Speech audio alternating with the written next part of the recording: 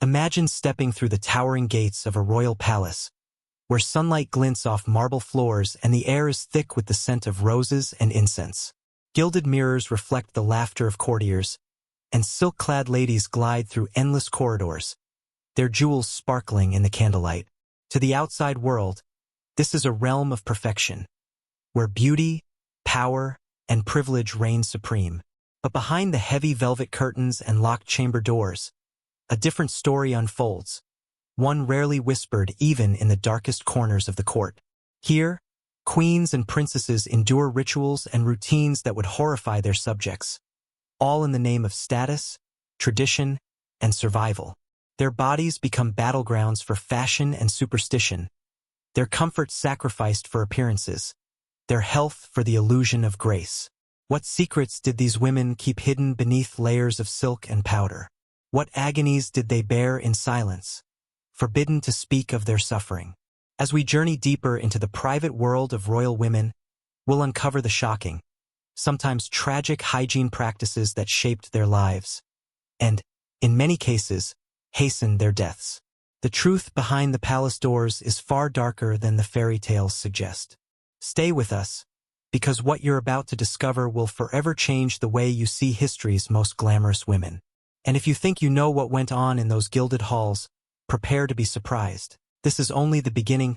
Step into the private boudoir of a royal woman, and you'll be greeted not by the crisp scent of soap and water, but by a cloud of heavy, intoxicating fragrance. In an age when bathing was rare and water was often feared, perfume became the first line of defense against the realities of the human body. Bottles of rosewater, jasmine, and ambergris lined the dressing tables of queens and princesses, their contents dabbed behind ears, on wrists, and even on the hems of gowns. Scented gloves, imported from France and steeped in oils, were slipped onto delicate hands, while sachets of potpourri were tucked into bodices and sewn into the folds of skirts. The goal was simple: to mask the odors of unwashed flesh, stale clothing, and the ever-present chamber pot. But this obsession with fragrance was more than a matter of personal comfort. It was a social necessity. In the rigid hierarchy of the court, a woman's scent was as much a marker of status as her jewels or her title. To smell of sweat or earth was to risk ridicule, gossip, and even political ruin. Perfume became a shield, a way to project an image of purity and refinement, even as the realities of daily life told a different story. The psychological toll was immense. Royal women lived in constant fear of exposure, their self-worth tied to the illusion of cleanliness. They learned to move with calculated grace, careful not to let a stray odor betray their secret. Yet the consequences of this fragrant deception were far from harmless. The oils and chemicals used in perfumes could irritate the skin, trigger headaches, and even cause fainting spells in the poorly ventilated rooms of the palace. Scented gloves, while fashionable, often left hands red and raw, the result of prolonged contact with harsh substances like civet and musk. The relentless layering of fragrance over filth did little to address the underlying problem. Bacteria thrived, infections spread, and the air itself became a breeding ground for illness. Still, the ritual persisted, passed down from mother to daughter, queen to princess.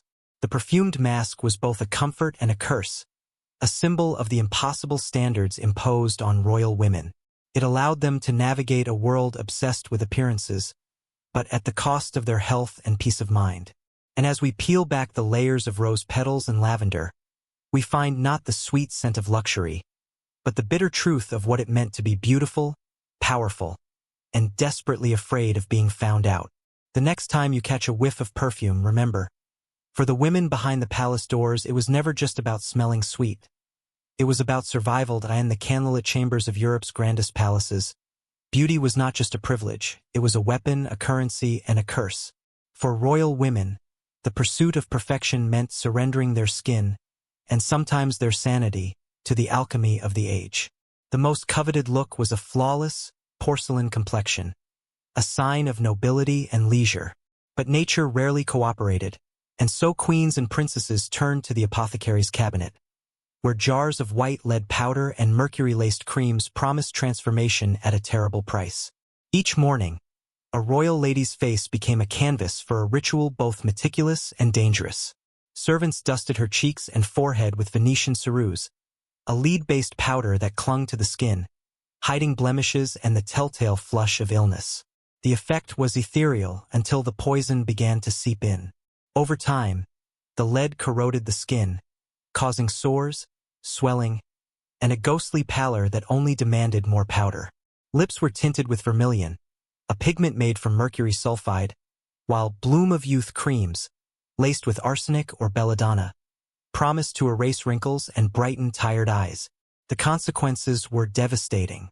Hair fell out in clumps, teeth loosened and blackened, and the skin beneath the mask became raw and scarred. Some royal women suffered tremors, memory loss, and hallucinations, symptoms of mercury poisoning that were often mistaken for madness or melancholy.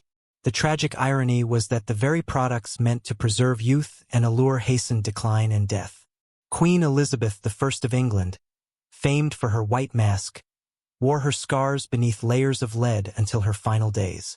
Empress Elizabeth of Austria, obsessed with her beauty, endured hours of toxic treatments that left her fragile and anxious. Yet the pressure to maintain the illusion was relentless. At court, a woman's worth was measured in glances and whispers, her future determined by the smoothness of her brow and the clarity of her skin.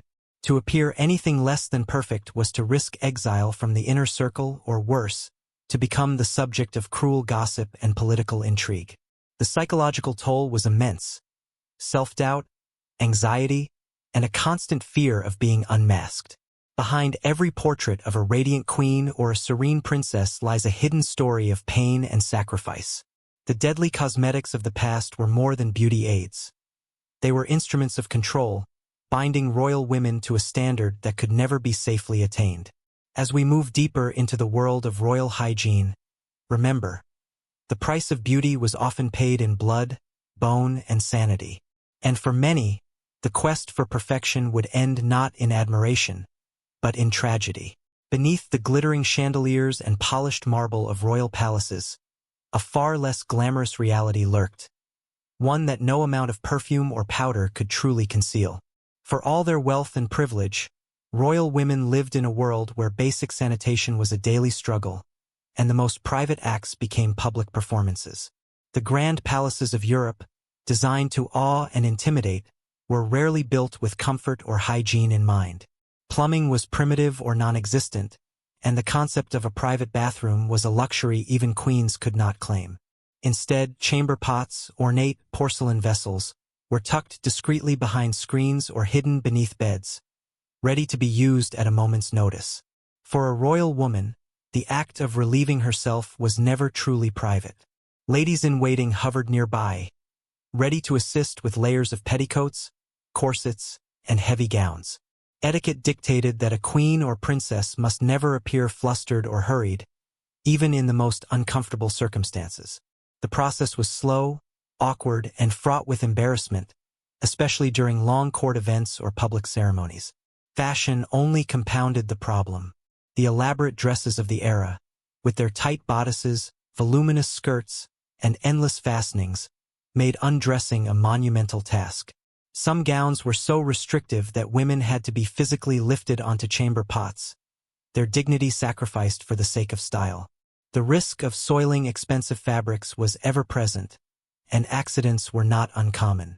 The smell of unemptied pots mingled with the sense of perfume and sweat, creating an atmosphere that was anything but regal.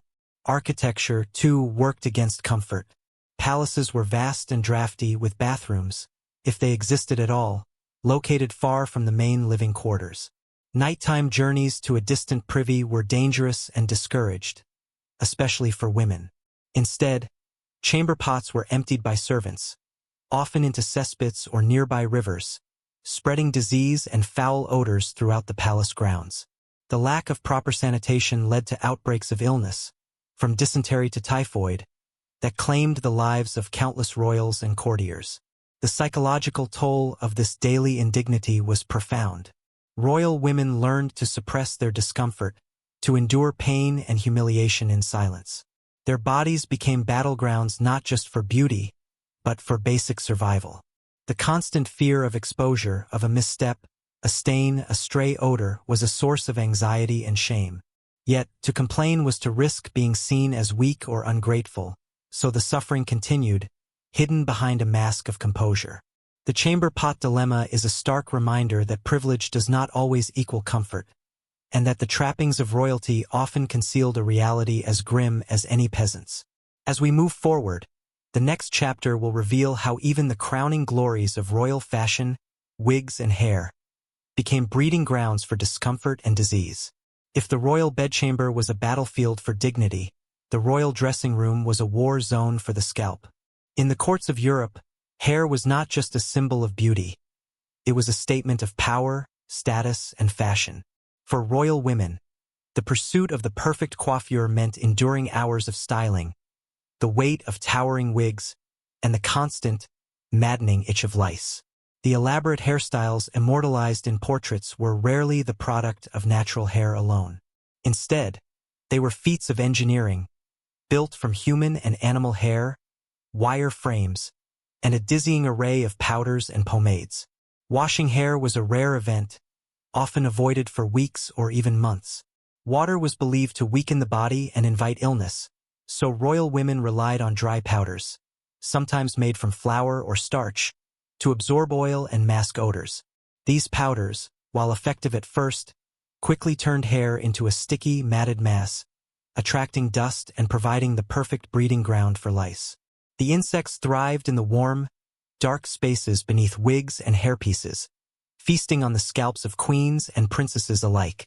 The battle against lice was relentless. Servants armed with fine-toothed combs and special oils would spend hours picking through their mistress's hair, searching for nits and eggs. Some women resorted to shaving their heads entirely, hiding the evidence beneath elaborate wigs. Others wore small, decorative cages, known as lice traps, in their hair, hoping to lure the pests away from their skin. The psychological toll was immense. The constant itching, the fear of discovery, and the humiliation of knowing that even the most privileged were not immune to such indignities. Yet, the pressure to maintain appearances was unyielding. A royal woman's hair was her crown, and to be seen with a disheveled or infested head was to risk ridicule and social exile. The rituals of hair care became acts of endurance, performed with a stoic grace that belied the discomfort beneath. The wigs themselves, often weighing several pounds, could cause headaches, neck pain, and even permanent hair loss. Still, the illusion of effortless beauty was maintained at all costs. Behind every powdered ringlet and jeweled hairpin lies a story of suffering and resilience. The hair horror of the royal court was not just a matter of vanity. It was a daily reminder of the sacrifices demanded by status and tradition. And as we move from the scalp to the most secret struggles of royal women, we'll uncover the taboos and torments of menstruation in a world that refused to speak its name. In the shadowed corners of the palace, there existed a secret that no royal decree could erase. A monthly ordeal that shaped the lives of queens and princesses, yet was never spoken of in polite company. Menstruation, for royal women, was a source of shame, anxiety, and relentless discomfort. The very word was taboo, and the realities of managing it were hidden behind layers of silence and superstition. In a world obsessed with appearances, the natural cycles of the female body became a source of dread, something to be concealed at all costs. The options for menstrual hygiene were primitive at best. Royal women relied on folded rags, strips of linen, or even moss and wool, held in place by makeshift belts or simply by the pressure of their undergarments. These materials were uncomfortable, unreliable, and difficult to change, especially when encased in layers of corsets and petticoats. The risk of leaks and stains was ever present, and the fear of public embarrassment haunted every court event. Servants were sworn to secrecy, tasked with discreetly laundering soiled cloths and ensuring that no trace of the queen's suffering would ever reach the gossiping mouths of the palace. Taboos ran deep. Many believed that menstruating women were unclean, even dangerous. Some royal courts forbade women from participating in religious ceremonies or handling certain foods during their periods. Medical advice ranged from the useless to the harmful, with some physicians prescribing bloodletting or bizarre herbal concoctions to balance the humors. The psychological toll was immense. Royal women learned to endure pain and isolation in silence, their suffering dismissed as a private burden, unworthy of public sympathy. Yet, beneath the surface, the struggle was real and ongoing. Diaries and secret letters reveal the anguish of queens who missed important events, who bled through their finest gowns, who endured cramps and headaches while expected to smile and perform.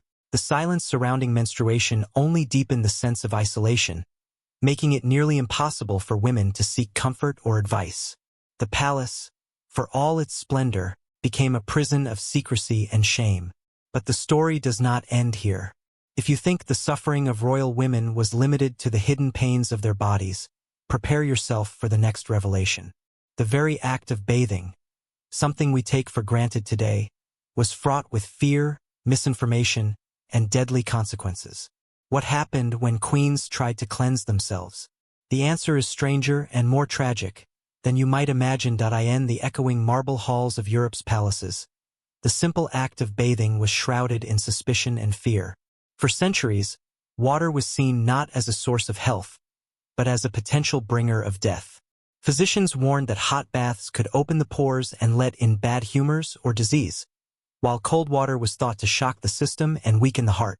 The result was a culture in which the most privileged women in the world went months, sometimes years, without immersing themselves in a proper bath. Instead, royal women developed elaborate rituals of dry cleanliness. Linen undergarments were changed frequently, sometimes several times a day, in the belief that clean fabric would absorb impurities from the skin. Powders made from rice, chalk, or even crushed seashells were dusted over the body to soak up sweat and mask odors. Scented cloths were used to wipe the face, neck, and hands, while perfumed gloves and sachets provided a further illusion of freshness. The act of changing clothes became a performance, a daily spectacle attended by ladies-in-waiting and courtiers, reinforcing the idea that outward appearance was everything. The psychological comfort of these rituals was real, but the health consequences were dire. Without regular bathing, dirt and bacteria accumulated on the skin, leading to rashes, sores, and persistent infections.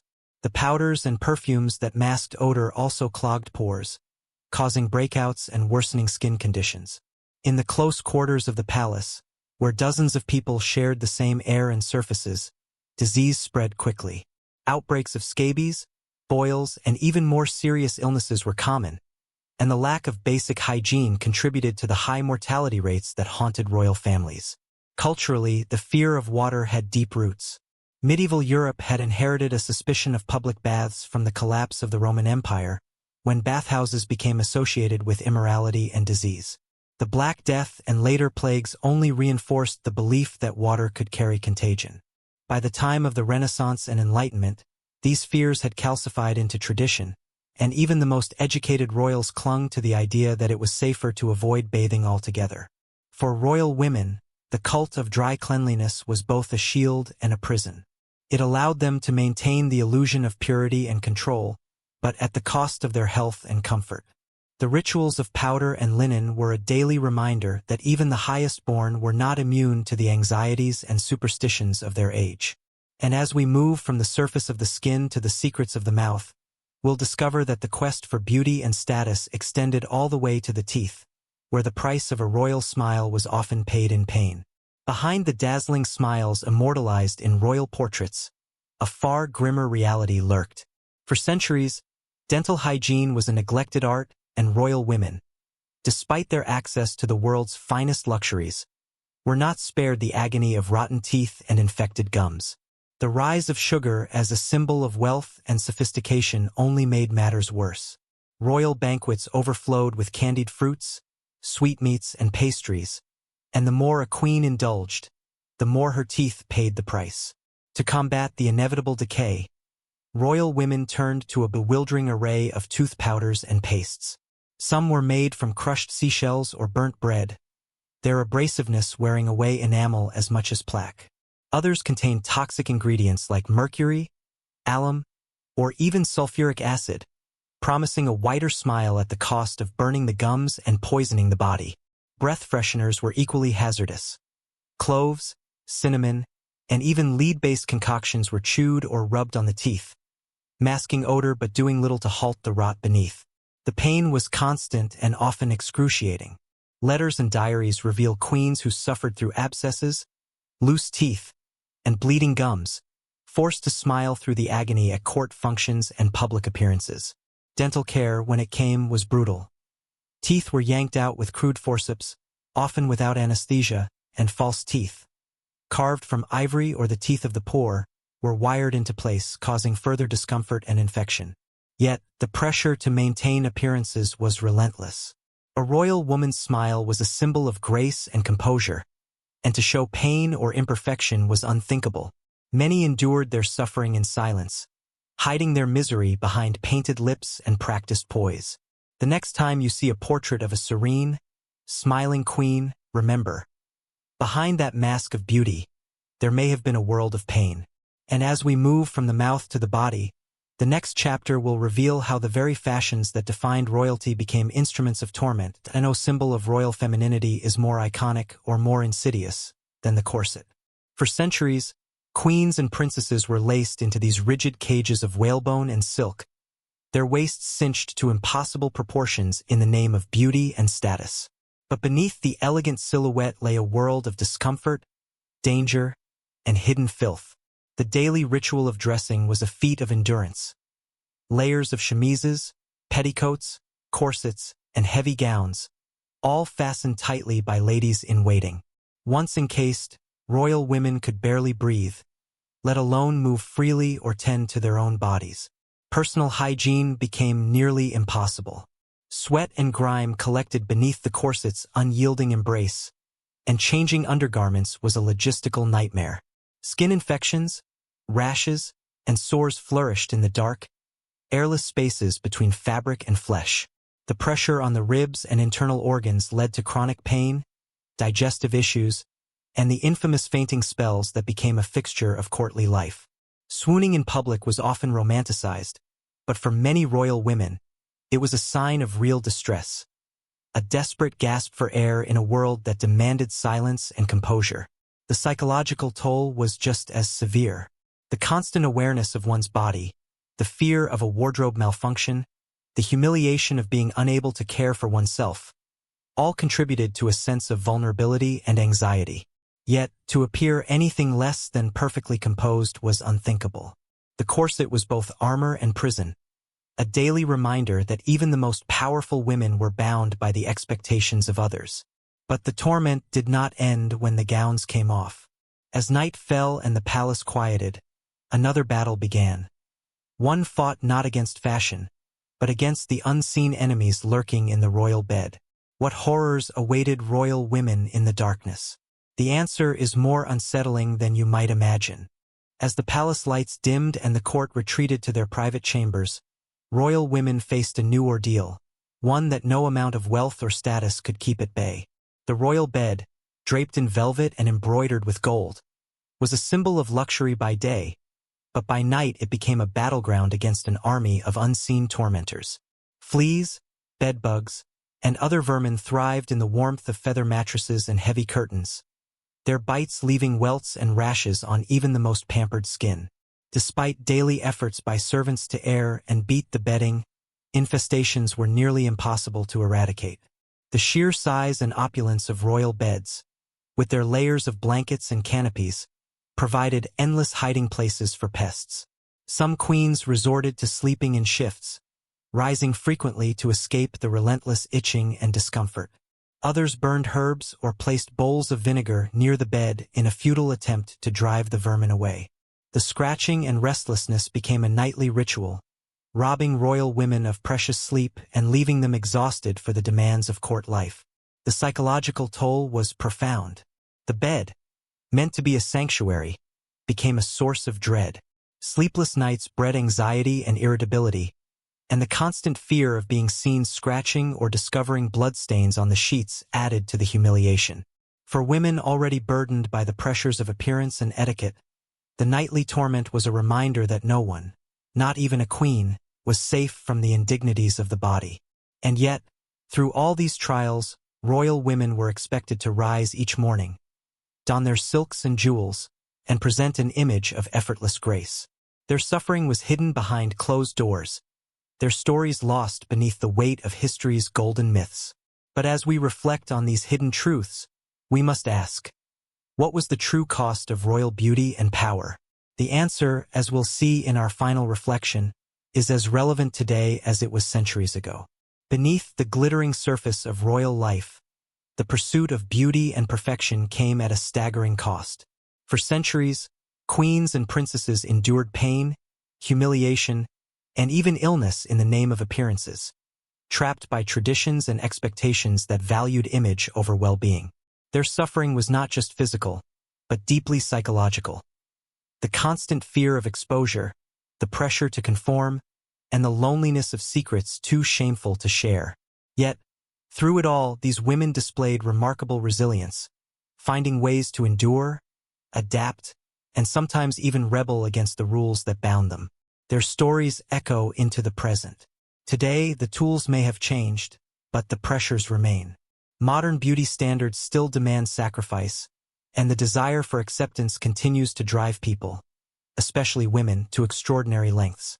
The lessons of the past remind us that privilege does not guarantee comfort, and that the cost of perfection is often hidden from view. True strength lies not in flawless appearances, but in the courage to confront the realities beneath the surface. As we close the doors on the royal chambers and step back into our own world, let us remember the women who suffered in silence and honor their endurance. Their stories challenge us to look beyond the myths, to question the standards we inherit, and to value compassion over illusion. In the end, the true legacy of royal beauty is not found in portraits or crowns, but in the enduring spirit of those who dared to survive.